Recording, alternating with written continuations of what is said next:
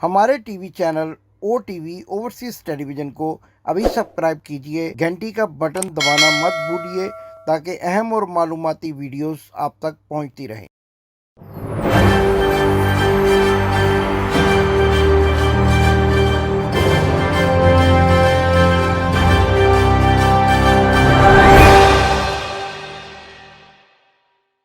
बिस्मिल्लाहिर्रहमानिर्रहीम। नाजरीन, मैं हूं आपका मेज़बान इमदाद हुसैन शहजाद और आपके लिए अपना व्लॉग लंदन टॉक लेकर आपकी खिदमत में लंदन से अस्सलाम वालेकुम अर्ज करता हूं। नाजरीन, आज मेरे पास अहम खबर है। पाकिस्तान में क्या होने जा रहा है और मियां नवाज शरीफ उर्फ बीमार शरीफ की फैमिली जाती अमरा में क्या करने जा रही है, इसके बारे में आज मैं आपको अहम इतलात से मुस्तफीद करूंगा और आपको बताऊंगा कि आने वाले दिनों में पाकिस्तान की सियासत का रुख क्या अख्तियार हो रहा है और पाकिस्तान की सियासत किस तरफ जा रही है, क्या होगा और पाकिस्तान के वो दुश्मन लोग जो पाकिस्तान से बीमारी के बहाने फरार होकर लंदन में बैठे हुए हैं, उनके क्या इरादे हैं और पाकिस्तान को गैर मुस्तहकम करने के लिए क्या क्या प्लान बनाए जा रहे हैं। आज मैं आपको ये भी बताऊंगा कि इस खानदान की बदकिस्मती क्या है और ये अपने ही बच्चों की तकरीबात में शरीक होने से महरूम क्यों है और क्या वजह है कि बेबसी की तस्वीर बनने के बावजूद अपने अंजाम को देखने की बजाय पाकिस्तान के इदारों पर तनकीद करते हैं और अभी भी पाकिस्तान के अवाम को लूटने का प्लान बना रहे हैं। तो नाज़रीन, सबसे पहले जो हमारा मौजू है उस पर बात करते हैं, यानी पाकिस्तान में इसी महीने दिसंबर में क्या होने जा रहा है। बड़े बड़े वाकयात हैं, लेकिन सबसे बड़ा वाकया 17 दिसंबर को होने वाला है, जिसके लिए लाहौर में और जाती अमरा में प्लान बनाए जा रहे हैं। दिसंबर का यही महीना पिछले साल भी था और मरियम सफदरवान, जिनको मैं झूठों की नानी कहता हूं, हाथ लहरा लहरा कर और पुरजोश अंदाज में हुकूमत को रुखसत करने की बातें कर रही थी।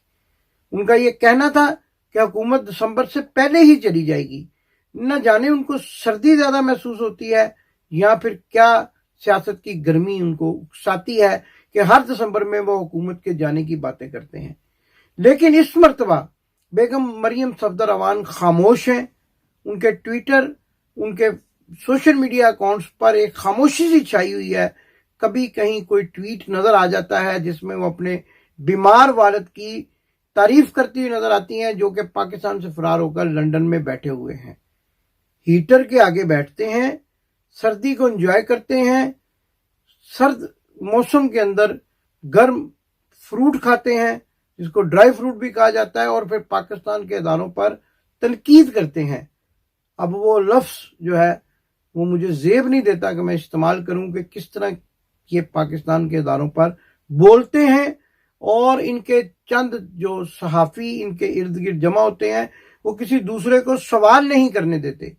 ये नहीं पूछने देते कि जिस फ्लैट में बैठकर आप सर्द मौसम को गर्मी के साथ एंजॉय कर रहे हैं, हीटर चलाकर और ड्राई फ्रूट खाकर, ये किसका फ्लैट है।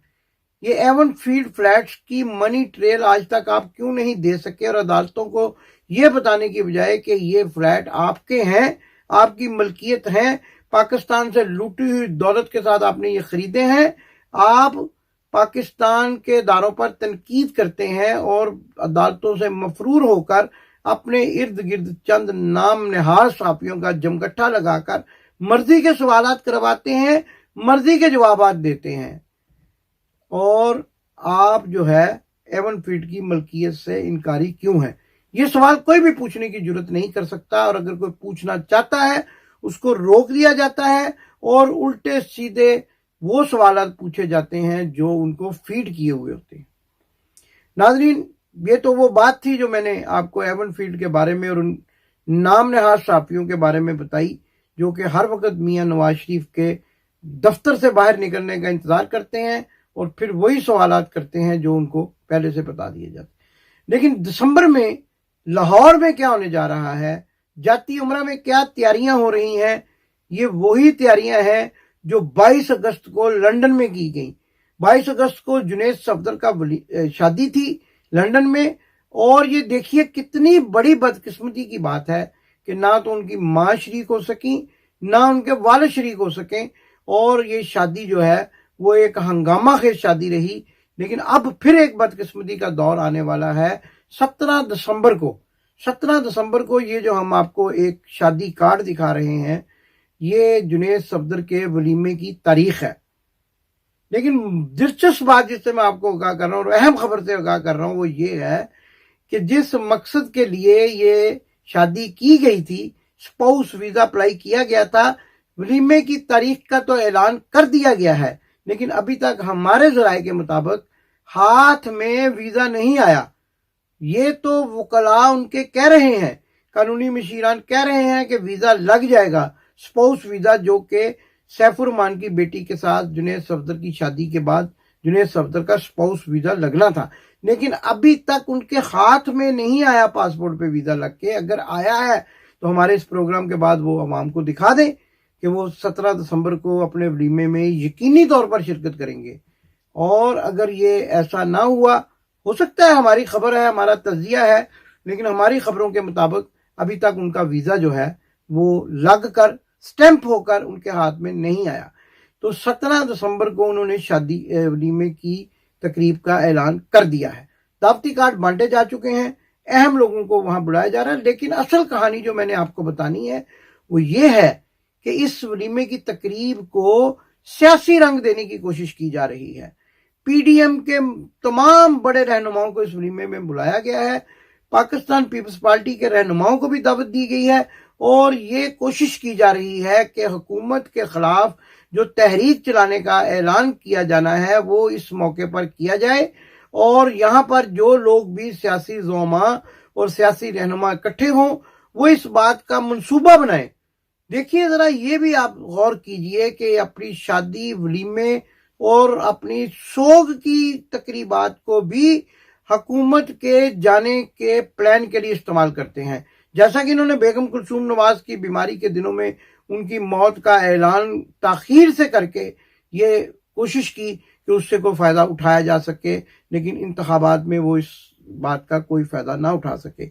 इसी तरह अब ये 17 दिसंबर को एक बड़ी तकरीब करना चाह रहे हैं, बड़ा सियासी इज्तिमा करना चाह रहे हैं, जिसमें ये मंसूबे बनाए जाएंगे कि पाकिस्तान की मौजूदा हुकूमत को किस तरह से गिराया जा सकता है और पाकिस्तान में किस तरह से अदम इस्तेकाम पैदा किया जा सकता है और किसी भी जमहूरी हुकूमत को किस तरह से उसकी मुद्दत पूरी करने से रोका जा सकता है।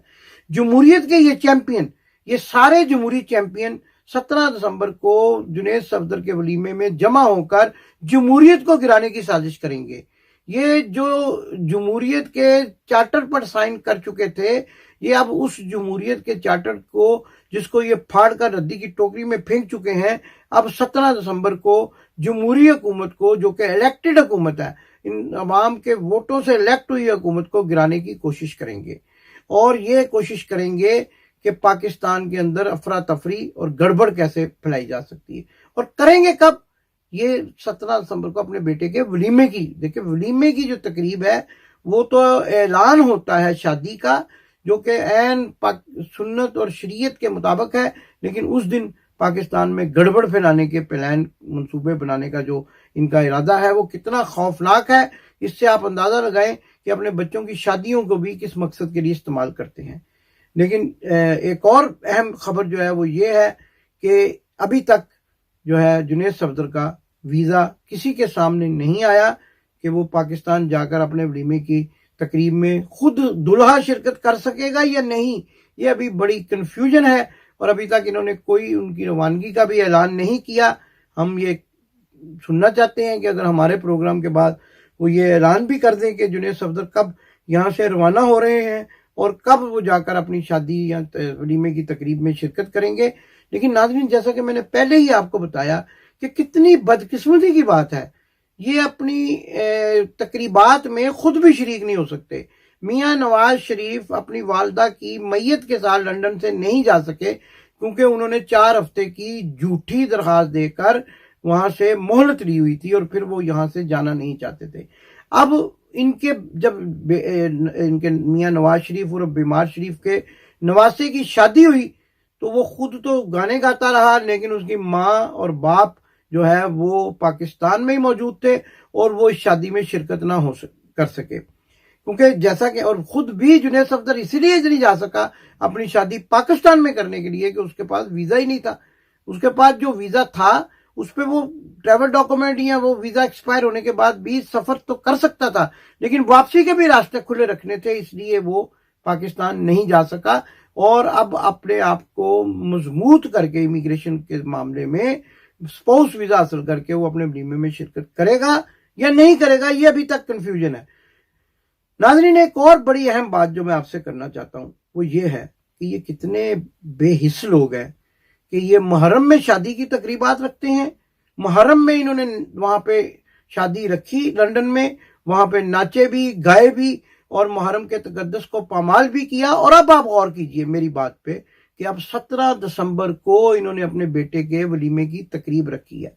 17 दिसंबर, यानी आप खुद सोचिए 16 दिसंबर 1971 में ढाका फॉल हुआ।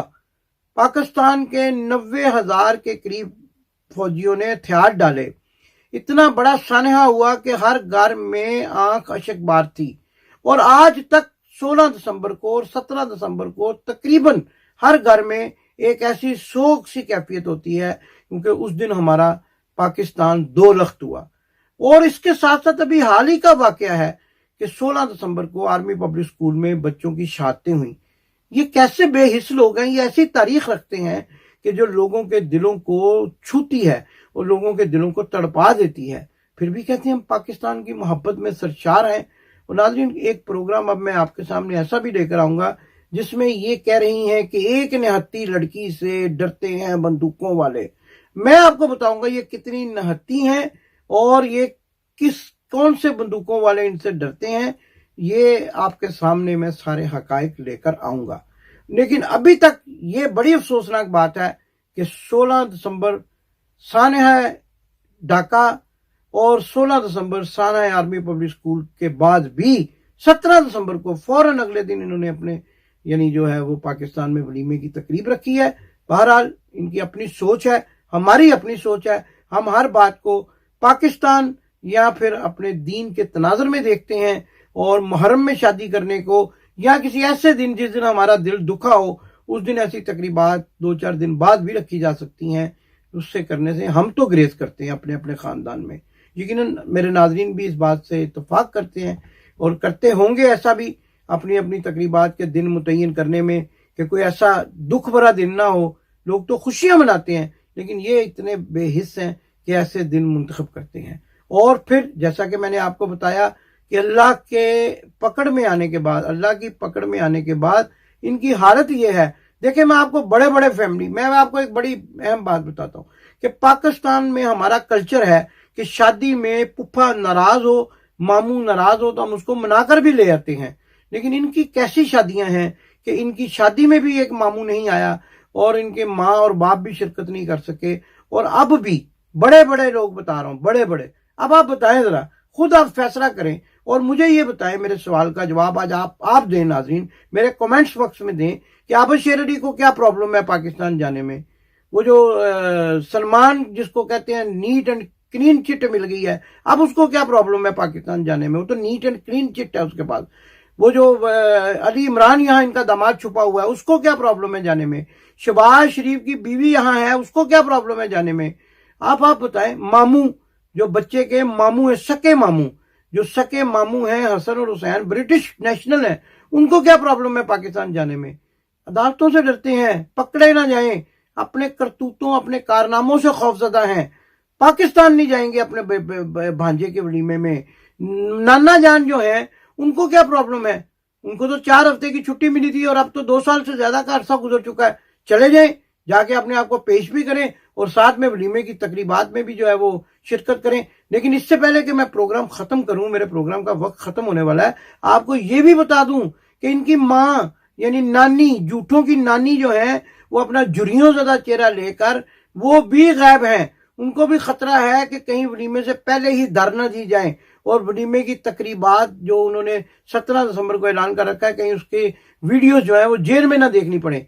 और ये भी कहा जा रहा है कि आजकल वो मेकअप पर मेकअप करवा के अपनी झुर्रियां भी दुरुस्त करने की कोशिश कर रही हैं और रोजाना की बुनियाद पर ऐसे उपटन और क्रीमें इस्तेमाल की जा रही हैं जो 17 दिसंबर को उनको जरा थोड़ा सा खूबसूरत दिखा सकें।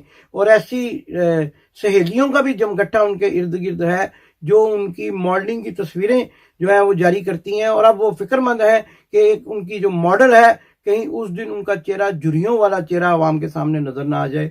अपने प्रोग्राम को खत्म करने से पहले हमेशा मैं नारा लगाया करता हूं, पाकिस्तान जिंदाबाद। आपने अभी तक हमारा चैनल सब्सक्राइब नहीं किया तो अभी सब्सक्राइब करें और बेल आइकॉन को क्लिक करके हमारी लेटेस्ट वीडियोस के बारे में अपडेट जानें।